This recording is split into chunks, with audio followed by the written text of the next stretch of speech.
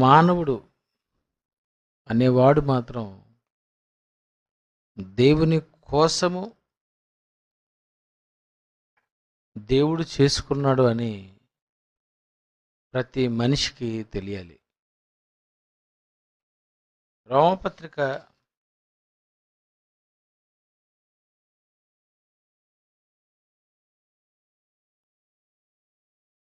14వ అధ్యాయము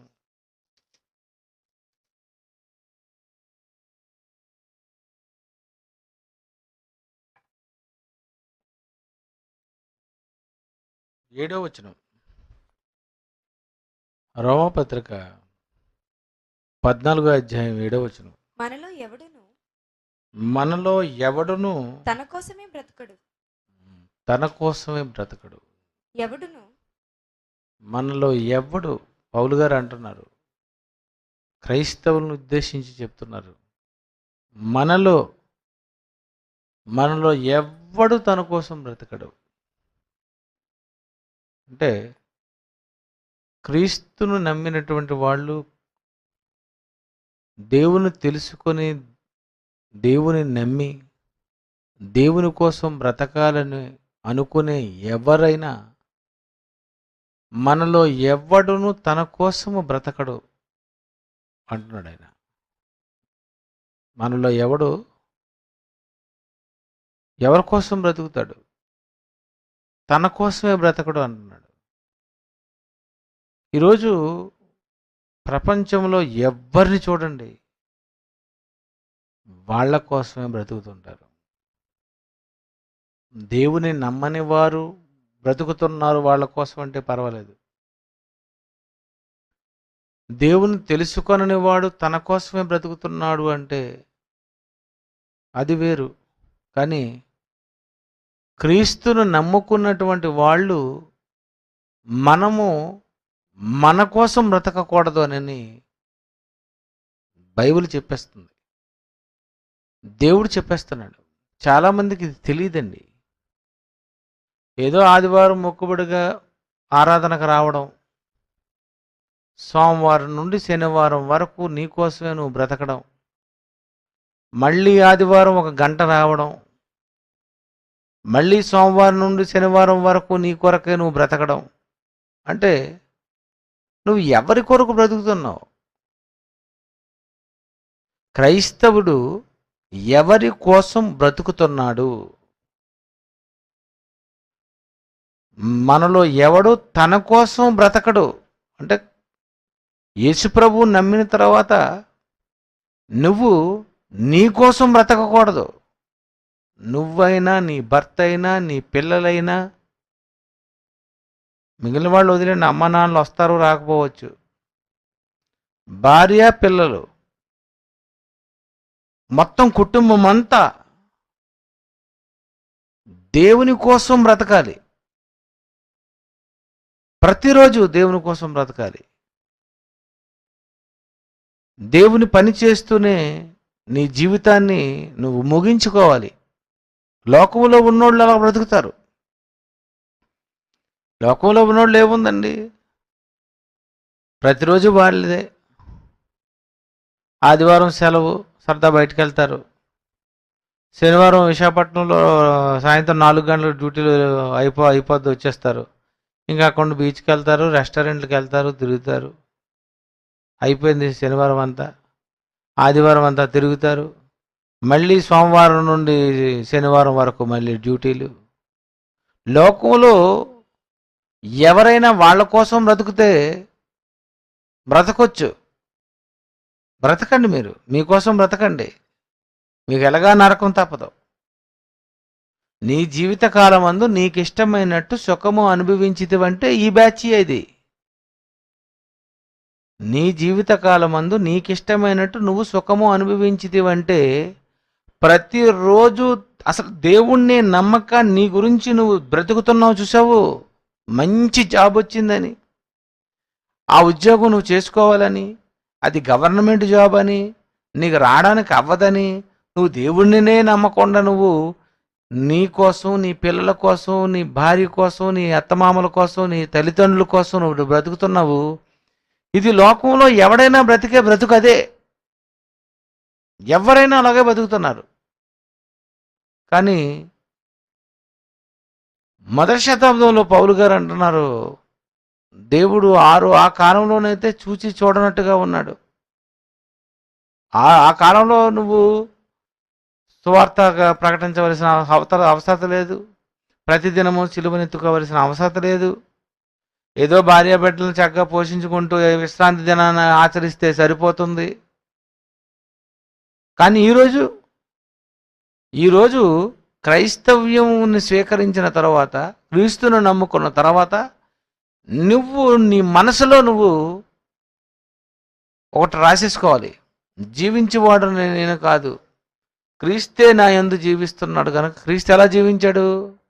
ప్రతిదినము దేవాలయంలోకి వెళ్ళి బోధించు, ప్రజల మధ్య ఉంటూ, వాళ్ళకి స్వస్థతలు చేస్తూ, వాళ్ళకి దేవుని మాటలు చెబుతూ, అతని జీవితం అంతా పాపుల కోసం అంకితం చేసేశాడు. వాళ్ళ గురించే ఆయన బ్రతికాడు. అలాగే పౌలు గారు అంటున్నారు, మనలో ఎవడును, నేను ఆదివారమున దేవుడు కూడుకోమన్నాడు గనక, రొట్టె ద్రాక్షారసం తీసుకోవాలి గనక, కానుక ఇవ్వాలి గనక, సహవాసం చేయాలి గనక ఆదివారం ఒకరోజు చేస్తాను, మిగిలిన అన్ని రోజులు నా గురించే బ్రతుకుతాను. సరే, ఇలాంటి వాళ్ళు ఎంతమంది ఉన్నారు చెప్పండి? మీలో ఉన్నారు చాలామంది. మీరు చాలామంది ఉంటారు. జస్ట్ అంతే, ఏదో ఆదివారం, లేకపోతే ఏదో ఒక శనివారం. మరి మిగిలిన అన్ని రోజులు మీరేం చేస్తున్నారు? నిజంగా దేవుడు అనుకునే ఉన్నవాళ్ళు అంటే ఓకే, కాదన్నాం. దేవుని గురించే మీరు నిర్ణయం తీసేసుకున్నారా? Very good, తిరిగిలేదు. అసలు చాలామంది అలా లేరు, అది తెలియడం లేదు. బోధకులు ఎవరు చెప్పలేదు. ఏ బోధకుడు చెప్పడు, అమ్మ ఆదివారం గుడికి రా, కానుకిచ్చే, నీకు ఆశీర్వదిస్తాను, అంతే అయిపోయింది. అంటే ఈ మిగిలిన రోజులన్నీ నీకోసం బ్రతికే, ఆదివారం 1 గంట మాత్రం దేవునికి ఇచ్చేయి. కానీ బైబిల్ అలా లేదండి. ఇరుకు ద్వారమున ప్రవేశింప పోరాడుడి. చాలా కష్టం ఇది. పౌలు గారు అంటున్నారు, మనలో ఎవడు తన కోసమే బ్రతకడు అంటే. చూడండి, నీ గురించి నువ్వు బ్రతకవు. నువ్వు నీ దగ్గర ఉన్న డబ్బులు దేవునికి ఇస్తుంటావు, నువ్వు దేవుని పని చేస్తుంటావు, దేవుని కార్యక్రమాలు ఉంటే హాజరైపోతుంటావు, లేనప్పుడు పర్వాలేదు. క్లాసులు అయితే క్లాసులకు వచ్చేస్తావు, ఏ క్లాసులకైనా వచ్చేస్తావు, ఏ సభలకైనా వచ్చేస్తావు. ఒకవేళ అనారోగ్యంతో ఉంటే ఎక్స్క్యూజ్ అంతే. మరి ఒకవేళ ఏదో సమస్య ఉందనుకో, ఓకే. అసలు నువ్వు బాప్తిసం పొందినప్పుడు నువ్వు తీసుకోవలసినటువంటి తీర్మానం ఏంటి? అసలు నువ్వు దేనికి నువ్వు ఈ క్రైస్తవ్యంలోకి వచ్చావు? నువ్వు ఎందుకు అసలు యేసుప్రభు నమ్ముకున్నావంటే, అసలు మనలో ఎవడు తన కోసం బ్రతకడు అని అనేసాడు అంతే. అంటే క్రైస్తవుడు తన కోసం బ్రతకడు, తన కోసం బ్రతకడు. యేసుప్రభు నమ్ముకున్నావంటే వచ్చేవలసిందే, దేవుడికి వచ్చేవలసిందే. దేవుడి దగ్గరికి వచ్చే లాజర్ లాంటి అద్భుతమైన జీవితం ప్రపంచంలో ఎవ్వడికి లేదు. రొట్టె ముక్కలతో ఆకలి తీర్చుకున్నాడంటే బ్రాకెట్లో అడుక్కున్నాడు అంతే. దరిద్రుడు, బైబిలు స్టైల్గా వాడి దరిద్రుడని, ఇంకా బ్రాకెట్లో ఏంటిది? అడుక్కున్నాడు. ఎవడిని? ధనవంతుడిని. అడుక్కొని బ్రతికాడు. ఏదో బతకడం కోసం గనక అడుగుతావు, సిగ్గే ఉంది. భోజనం పెట్టండి అని అడిగితే తప్పది, దొంగతనం చేస్తే తప్పు, కానీ అడిగితే తప్పే ఉందండి. అప్పుడు మేము కార్ల మీద వచ్చినప్పుడు పక్కన ఎవరో చూస్తారు, నమస్కారం అండి, జస్ట్ అంటే పర్స్ మర్చిపోయానండి అంటాడు. అది అబద్ధమో మోసమో మనకు అనవసరం, కానీ అతను అడిగాడు, అది అదృష్టం. మనకి డబ్బులు ఇవ్వాలి ఖచ్చితంగా. అలాగే కాయగూరలు అమ్ముతారు వాళ్ళు 10 రూపాయలు 20 రూపాయలు చెప్తారు. 20 రూపాయలు కాదు, ఇంకా నువ్వు అవసరమైతే 25 ఇవ్వచ్చు. అక్కడ బేరాలు ఆడకూడదు. ఎవరి దగ్గర బేరాలు ఆడాలి? అడుక్కున్నోడు నీ దగ్గరికి వస్తాడు కదా, అక్కడ బేరాలు ఆడు.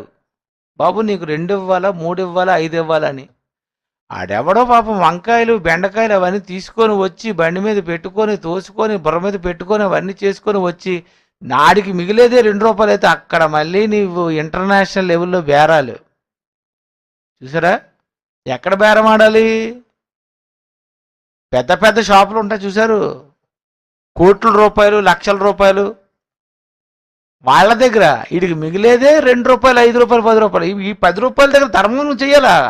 ధర్మం అది నువ్వు చూసారా? ఎక్కడ అడగాలో ఎక్కడ అడగకూడదో, ఎవరికి ఇవ్వాలో ఎవరికి ఇవ్వకూడదో, ఎక్కడ బేరాలు ఆడాలో బేరాలు ఆడకూడదో ఇది నువ్వు ఆలోచించుకోవాలి. ఎందుకంటే నువ్వు నీ కోసం నువ్వు బతకలేనప్పుడు ఎవరి దగ్గర ఏం చెయ్యాలో అన్నది నీకు తెలిసిపోద్ది. ఈ పిల్లలందరూ అలా ఉండిపోయారు అంతే, దేవుని గురించి అని ఉండిపోయారు అంతే. అందరూ దేవుని పని చాలా ఎక్కువసేపు చేస్తారు, రోజంతా చేస్తారు పని బాగా.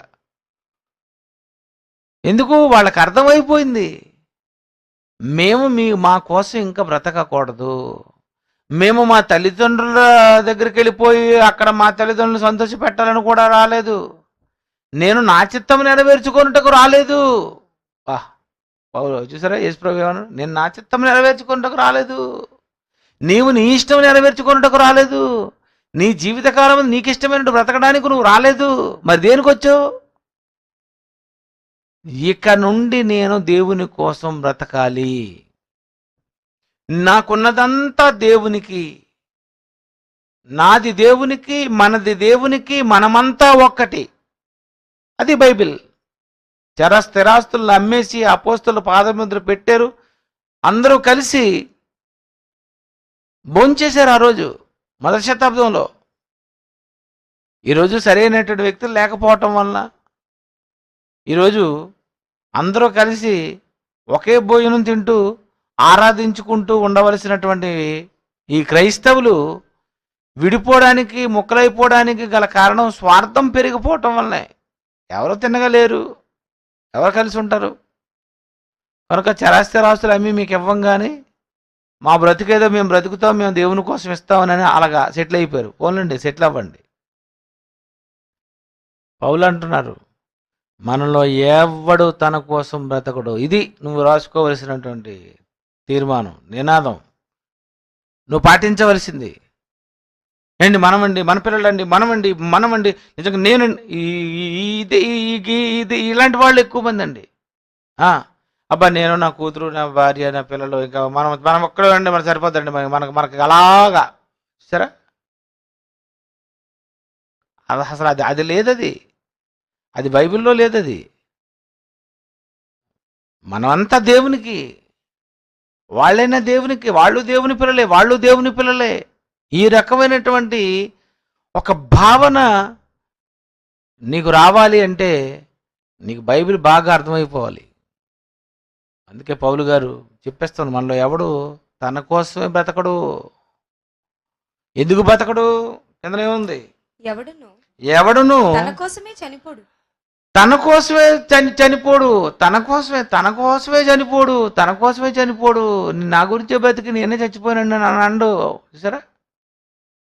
ఈరోజు సంఘంలో ఎంతోమంది బస్సుకి ఈఎంఐ కడుతుంటారు. బస్సు ఈఎంఐ ఎన్నప్పుడల్లా నాకు మీరే గుర్తొస్తుంటారు, అంతేనా? ఎంతోమంది బస్సుకి డబ్బులు కడుతుంటారు. ఎందుకు కడుతున్నారు? ఏంటి మీరే కట్టుకోండి, మేమేం కట్టలేమండి, మా పరిస్థితి ఇలాగ అయిపోయింది అనుకుని మీరు ఎగ్గొట్టి వచ్చు కదండి. ఎందుకు మీరు కడుతున్నారు? మేము మా కోసం బ్రతకడం లేదు. ఆ బస్సు మీది కాదు, అది మనది. ఇది ఎవరెవరైతే దేవుని కోసం బ్రతుకుతారో, ఎవరైతే దేవుని కోసం వస్తారో వాళ్ళందరూ ఎక్కాలి గనక వాళ్ళ కోసం మేము డబ్బు ఇస్తున్నాం. సరే, నువ్వు కారుకొని నీకు దానికి ఈఎంఐ కట్టుకుంటే బాగుంటుంది, కానీ హోల్సేల్గా అందరికీ కలిసి ఒక బస్సు కొని దానికి ఈఎంఐ కట్టడం అంటే అర్థం ఏంటి? ఆ కట్టేవాళ్ళు ఎవరు?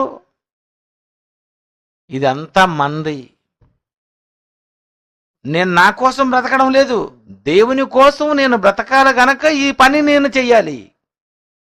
చూసారా? అంటే ఈరోజు క్రైస్తవులకి ఇది తెలియడం లేదండి. ఏదో ఆదివారం మొక్కుబడికి వస్తున్నారు. దేవుడు అన్నాడు కనుక కూడుకోమన్నాడు కనుక రొట్టె ద్రాక్షం తీసుకోమన్నాడు కనుక వస్తున్నారు. అందులో ఈ వారంలో నీ పనిలోనే ఉన్నావు కనుక ఇంక ఇప్పుడు కూడా ప్రార్థన చేసి దేవుడిని క్షమాపణ కోరకపోతే మొత్తేస్తాడేమో అదొక భయము కదండి.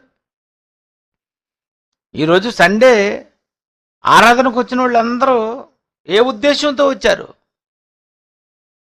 నీవు నీ కోసం నిజంగా బ్రతకడం లేదంటే ఖచ్చితంగా శని ఆదివారాలు వస్తావు, సోమవారం వస్తావు ఖాళీ ఉంటే.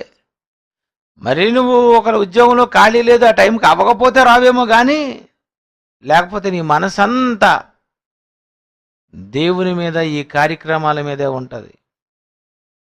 అందుకనండి దేవుని నమ్ముకున్నటువంటి వాళ్ళు ఎవ్వరు, నేను అందుకే అందరికీ చెప్పేస్తాను, దేవుని కోసం బ్రతకాలనుకుంటున్నావా? హాయిగా దేవుని దగ్గర ఒక ఆటంకం లేని జాబ్ ఏదైనా ఉంటే చూసేసుకో అంటాను. ఇటు రోజు ప్రార్థనకు రావడానికి అవ్వకుండా, ఆదివారం కూడా రావడానికి అవ్వకుండా, శనివారం క్లాసులకు రావడానికి అవ్వకుండా ఉంటే అదేం ఉద్యోగం? అది వేరే ఉద్యోగం రా, మంచి ఉద్యోగం కదా. దేవుడి దగ్గర రాకుండా ఉన్నది మంచి ఉద్యోగం కాదు. అది ఏ ఉద్యోగం మంచిది? దేవుని దగ్గరకు రావడానికి అవకాశం ఉన్న ఉద్యోగం మంచి ఉద్యోగం. అసలు నీ దేవుని దగ్గరికి రావద్దు అనే పరిస్థితి ఉంటే అదే మంచి ఉద్యోగం. ఎక్కువ జీతమా? ఎక్కువ జీతం కాదు, ఎక్కువ నరకం. పోనీ ఆ ఉద్యోగంలో దేవా మరి వారం అంతా నేను ఇంక అందులోనే సెటిల్ అయిపోయాను కనుక నా జీతంలో సగం నీకు సగం నాకు 50-50 అని ఏమైనా ఉందా? కొంచెం దేవుడు చూస్తాడు. ఇంకో దేవా మరి నీకు 30 వంతులు, ఇంకో నీకు 60 వంతులు, నీకు 100 వంతులు. ఎందుకంటే పాస్ మార్క్ 30 అని ఇచ్చాడు దేవుడికి స్తోత్రం. అదొక్కటే అదృష్టవంతులు అండి. మీరు ఎప్పుడు ఆలోచించలేదు కానీ 30కి పాస్ అంటే టాప్ అండి. అది ఆ 30 లేకపోతేనండి అసలు అసలు ఎవరు తినగలరు? 100% ఉండాలంటే పోతారు మొత్తం.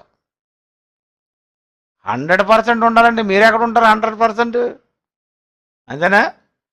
ఎవరెవరో ఉంటారు 100%. కొన్ని 60% ఉండొచ్చా?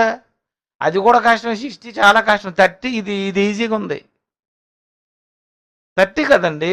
దేవుడు కూడా అందుకే ఏమన్నాడు, మీరు 30 నాయన అన్నాడు. 30 అంటే అర్థం ఏంటి? నెలలో నువ్వు దేవునికి ఇవ్వవలసింది చేయవలసింది 100% చేస్తున్నావా, 60 చేస్తున్నావా, 30 నువ్వు పాస్ అవుతున్నావా లేదో అది చూసుకోవాలి నువ్వు.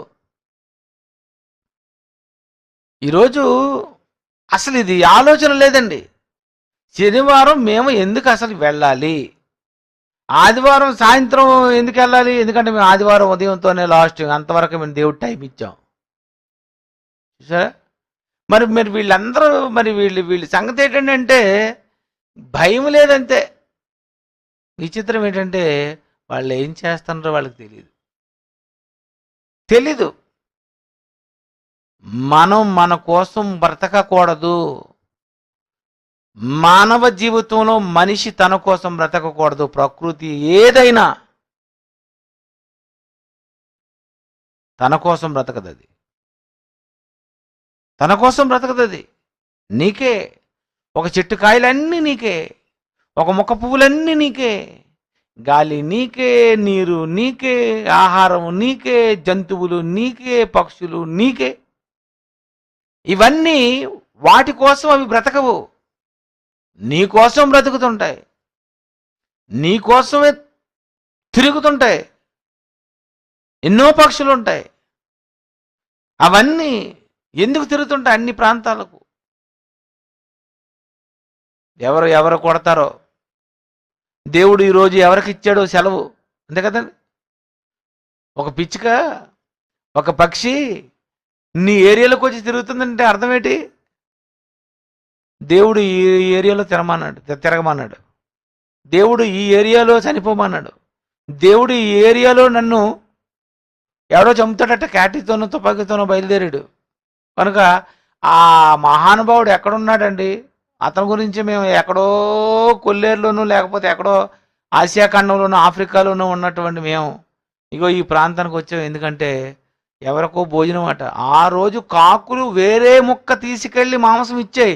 ఈ రోజు ఒరిజినల్గా పక్షే మాంసంగా మారిపోయి నీకు బలైపోతుంది. మళ్ళీ చెప్తాను, ఒకనాడు కాకులు మాంసం ముక్క పట్టుకెళ్ళే, అంతేనా? ఈరోజు పక్షులు వాటి మాంసమే మీకు ఇచ్చేస్తున్నాయి. అది మీకు అర్థం అవ్వలేదు. కోళ్ళు ఉన్నాయండి సరే, పుట్టింది మొదలుకొని కోలగూడే తెల్లకోడి, దాన్ని ఏమైనా బయటకు వదులుతారా అండి? తెల్లకోళ్ళు బయటకు తిరుగుతున్నాయండి అనేది ఏమనుందా? ఆ గుడ్డును పిల్ల చేసినది మొదలుకొని లైట్లు పెట్టి పైనుండి కింద నుండి ఇవన్నీ ఆహారం పెట్టి పెట్టి పెట్టి పెట్టి దాన్ని అలాగుంచి బలి. ఫారం కోడి చూసారా? దాని జీవితం ఒకసారి మీరు ఆలోచించండి. పుట్టింది జైల్లో, బతికింది జైల్లో, బలైపోయింది కొట్లో. అదేమనుకుంటుందండి? దాని చిరాకు ఉందా? దాని చిరాకే ఉందండి. దాని జీవితం దానికి అర్థమైపోయింది, మేము పుట్టింది మా గురించి కాదు. మరి మమ్మల్ని కోలగుళ్ళలోనే పెట్టేశాడు అంతే. అది ఏది చూడండి, నిజంగా వాటి జీవితం చూస్తేనండి అవి అంతే పాపం. అలాగుంటున్నాయి అవి, అలాగా ఆ ఇనప జాలీల్లో ఉండి ఉండి ఉండి ఉండి బాబు కేజీ కోడి మాంసానికంటే అక్కన కాలు పట్టుకోలాగుతాడు అంతే. పేకరని నులిపడం, కింద డబ్బాలు వేసడం, టక టక టక టక టక టక టక టక కొట్టుకొని తిట్టుకుంటుంది లేదు తెలియదు, కానీ మళ్ళీ బయటికి తీస్తారు, దాన్ని కోసేస్తారు, నీకు మాంసం ఇచ్చేస్తారు. దేనికి అది మాంసం? ఒకనాడు పక్షులు ఆహారం తీసుకెళ్ళే, ఈరోజు అవే పక్షులు డైరెక్ట్గా మీకు ఆహారంగా మారిపోతున్నాయి. ఒక జంతువులు ఆహారంగా మారిపోతున్నాయి. పళ్ళు కాయలు అంతే. ఇవన్నీ వాటి కోసం అవి బ్రతకవు. అలాగే దేవుని నమ్మిన క్రైస్తవుడు కూడా అంతే అని రాశాడు. మనలో ఎవడు మన ఇద్దరం కలిసి ఒక మంచి ఇల్లు తీసుకొని మనం హాయిగా మనం కాపురం చేసుకోనండి, మన ఇద్దరం హాయిగా అలా బీచ్కి వెళ్ళి వచ్చి ఆ తర్వాత మనం అలాగా తినుకొని అలా సరదాగా మా అమ్మ దగ్గరకు ఒకసారి, తర్వాత మా అన్ని దగ్గరకు ఒకసారి, తర్వాత ఇంకోళ్ళ దగ్గరికి వెళ్ళి అలాగ మనం నిజంగా అలా చేసుకొని అప్పుడప్పుడు మన ఇద్దరం కలిసి మరి కొత్త బట్టలు వేసుకొని అలాగ కొత్త బండి మీద అలా దిగి జస్ట్ చర్చికి వెళ్ళిపోయి ఇంకొచ్చిన తర్వాత అమ్మ ఈ దేవుడితో తలపోడు వదిలిసిందని అనుకొని మళ్ళీ సోమవారం శనివారం వరకు సేమ్ డ్యూటీ. చూడండి అందరూ, మనిషి తన కోసమే బ్రతుకుతున్నాడు, క్రైస్తవుడు తన కోసమే బ్రతుకుతున్నాడు రాశాడు. అందుకే మనలో ఎవడు తన కోసమే బ్రతకడు, ఎవడును తన కోసమే చనిపోడు. మనము బ్రతికినను ప్రభు కోసరమే బ్రతుకుతున్నాము చెప్తున్నాడండి. ఎందుకోసం అండి బతుకుతున్నాండి? ఏదండి పిల్ల పేపర్లను పోషించాలి కదండి అంటే అయిపోయినట్టే. ఏటోనండి బాబు ఇంకెలా చేసుకొని ఇంక వీళ్ళతోనండి బాబు ఇంకా నా జీవితం అంతా ఏమండి, నేను రిటైర్ అయిపోయినంత వరకు నండి వీళ్ళకే సేవ చేశానండి. అబ్బా అయిపోయావు అయితే నువ్వు. ఈరోజు అందరూ అలాగ ఉంటారు చెప్పండి? ఈరోజు మనిషిలో ఉన్న మనసులో ఉన్నటువంటి ఆలోచన ఏంటో తెలుసా? మనం సుఖంగా మనం హాయిగా మనం అలాగ అంచెలంచెలుగా డెవలప్ అవుతూ మనం హాయిగా బతికేద్దాం, అంతేగాని దేవుడి దగ్గరికి వెళ్దాము, దేవునితో ఉందాము, ఆరాధనకు దగ్గరగా ఉందాము. ఎక్కడైతే ఆరాధనలు జరుగుతున్నాయో, ఎక్కడైతే చర్చ్ ఉందో అక్కడ మనం అద్దెకి తీసుకుందాము. మన జీవితం అంతా ఇంకెలాగే మనం సమర్పించుకుంటూ ఉండిపోదాం. ఎవరుంటారండి? పూజారులు ఉంటారు తెలుసా? పూజారులు అదే కోవిల్లో, ఆ కోవిల్లోనే వాళ్ళు, వాళ్ళ పిల్లలు, వాళ్ళ తాలూకా ఇంకా ఎవరెవరు ఉంటే వాళ్ళందరినీ తీసుకొని వచ్చి అలా దేవుడి దగ్గర పూజలు చేసుకొని ఉండిపోతారు. అది వాళ్ళు చేసేది. మరి నువ్వు రాజులైన యాజకుడు, నువ్వు మరి యాజకుడు అంటే పూజారివి కదా. పూజారి ఎక్కడ ఉండాలి? దేవుడు ఎక్కడుంటే అక్కడ ఉండాలా, భక్తులు ఎక్కడుంటే పూజారి అక్కడ ఉండాలా. మరి నువ్వెవరు? నువ్వు క్రైస్తవుడు అంటున్నావా? నువ్వు ఇంతకు పూజారివా? నువ్వు ఆదివారం పూజారు నువ్వు. నీకు అందుకే గంట టాంగ్ అని కొడియాలి నీకు. ఈరోజు అందరూ క్రైస్తవులే. క్రైస్తవులు ఎవరు? శాశ్వతమైన పూజారులు కాదు, శాశ్వతమైన యాజకులు కాదు. మనం మన కోసం బ్రతకడానికి అవసరమైతే దేవునిని వాడుకుందాం రా అని అనుకునే రకం జనం. మనం మన కోసం బ్రతుకుదాం, కానీ ఈలోపు దేవుడి దగ్గరికి వెళ్ళకపోతే బాగోదని దేవుడి దగ్గరికి వెళ్ళాలి అని వస్తున్నారు. ఇది 90% అండి జనాల్లో. 90% ఎవరోనండి. నిజంగా విదేశాలు వెళ్ళిపోతారు. విదేశాలు వెళ్ళిపోయిన వాళ్ళు అందరూ తన కోసం బ్రతకడానికి వెళ్ళిపోతారు. నువ్వు పట్టణానికి పోయి లాభం సంపాదిద్దాం అనుకుని వెళ్ళిపోయిన వాళ్ళే. విదేశం వెళ్ళిపోయాడంటే ఇంక ఇదే బ్యాచ్. నువ్వు పట్టణానికి వెళ్ళి లాభం సంపాదించుకుందాం. కానీ అలాంటి వాళ్ళు ఇలాంటి వాక్యాలు విని ఏమంటే మేము మా జీతంలో ఇగోండి మేము నెలకి ప్రతి నెల ఒక సేవకునికి మేము జీతం ఇస్తామని అంటే ఇదేంటండి? వాళ్ళే అక్కడ జీతానికి వెళ్ళి వాళ్ళు మళ్ళీ నెలకు 5,000 రూపాయలు జీతంకి ఇస్తున్నారంటే అర్థమేంటి? అర్థమైపోయింది. అయితే నేను నా కోసం బ్రతకూడదన్నమాట. చూసారు, ఈరోజు ఎవరో పాపం ఫోన్ చేశారు, గురువుగారు ఎత్తారు, డాడీ నేను ఒక 5,000 ఇస్తాను మంచి సేవకునికి నెల. అలాగే నాన్న. సరే, ఒకనొక పట్టణానికి పోయి లాభం సంపాదిద్దామని ఆ కాన్సెప్ట్తో వెళ్ళిపోయిన వాళ్ళు, అయితే మనం దేవుని కోసం బ్రతకాలి, దేవునికి ఇవ్వాలి, నా గురించి నేను బ్రతకకూడదు, ఎవడనూ తన కోసం బ్రతకడు అనే కాన్సెప్ట్ తెలిసిపోయి నిజంగా దేవునికి ఎంతోమంది సహకరిస్తుంటారు. నిజంగా అండి.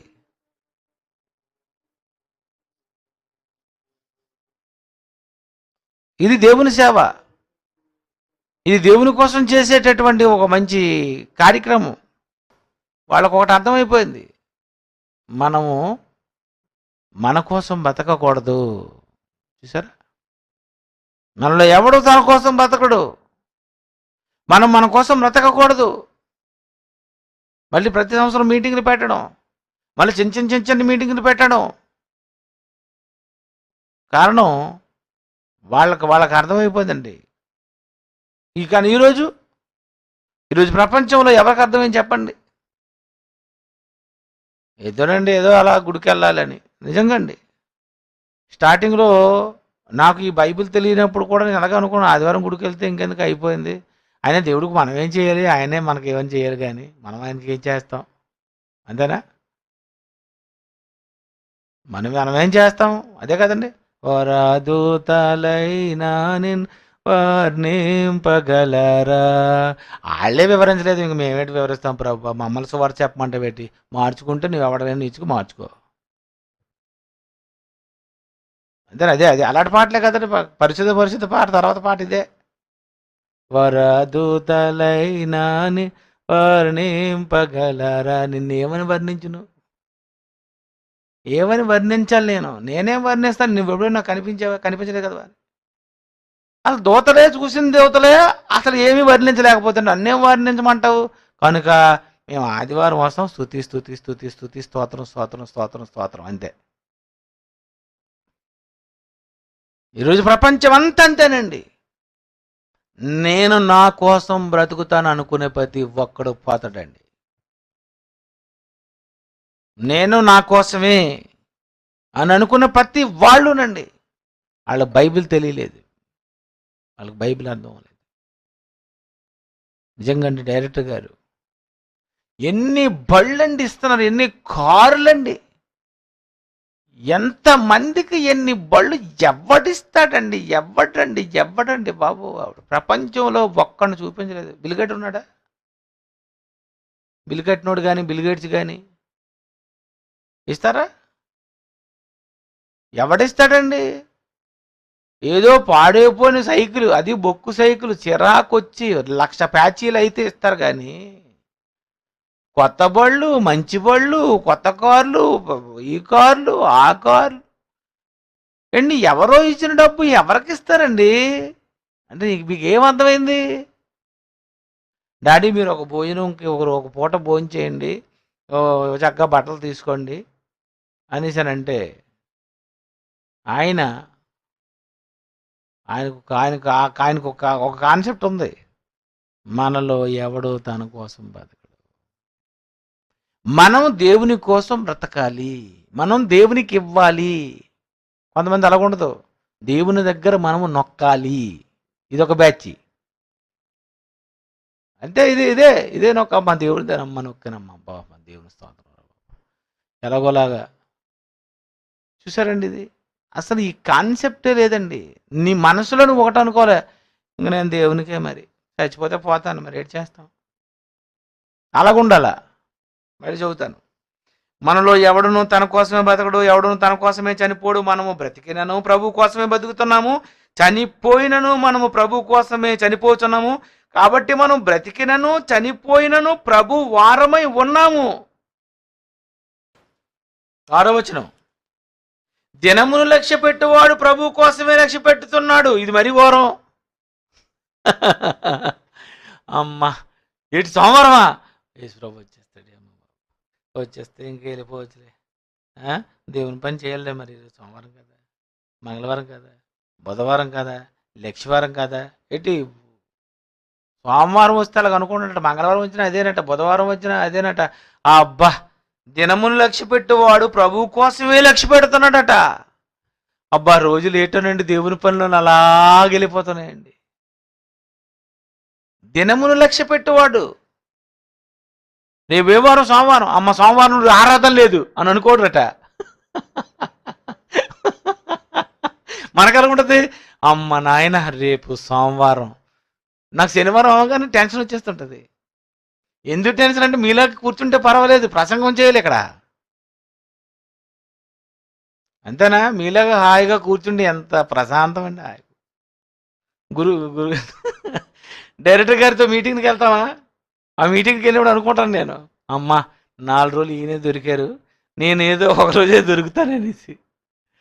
నేను ఏదో 4 రోజుల్లో ఒక పూట ఒక అరగంట ప్రసంగం చేయాలి. నేను ఆయన 4 రోజులు ప్రసంగం చేయాలి. అప్పుడు నేను అనుకుంటాను, అమ్మ నాకు 3 రోజులు రెస్ట్ దొరికిస్తుంది, హాయిగా ఉంది. ఆయనే చెప్తారు, హాయిగా మనం పక్కన కూర్చోవచ్చు. నిజమండి. కూర్చున్న వాళ్ళకి బాగానే ఉంటుంది, చెప్పాలనుకుంటే ఎంత కష్టం తెలుసండి. ఎందుకు చెప్తున్నావు?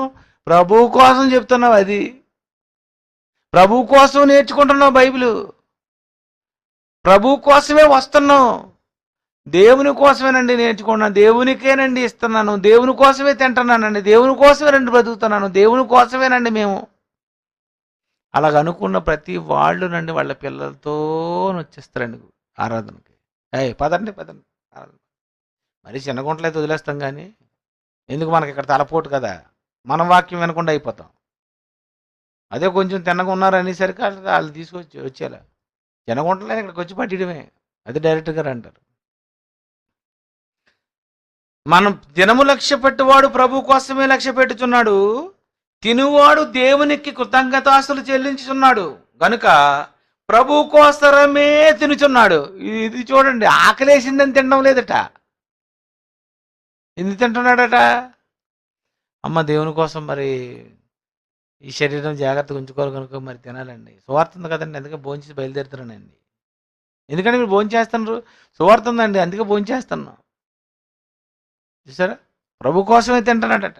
ఇంకొక ఆయన, తిననివాడు ప్రభు కోసరము తినుట మాని దేవుని కోసం తినడం లేదట.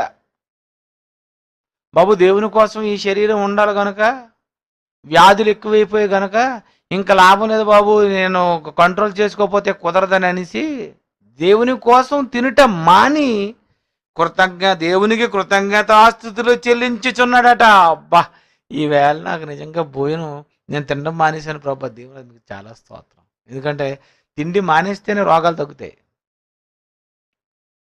తినేసే కదా రోగాలు ఎక్కువైపోతే లావు అయిపోతాం, మంచం మీదకి వెళ్ళిపోతాం, మరిదేగం 2-3 సంవత్సరాల వరకు. అంతే కదండి.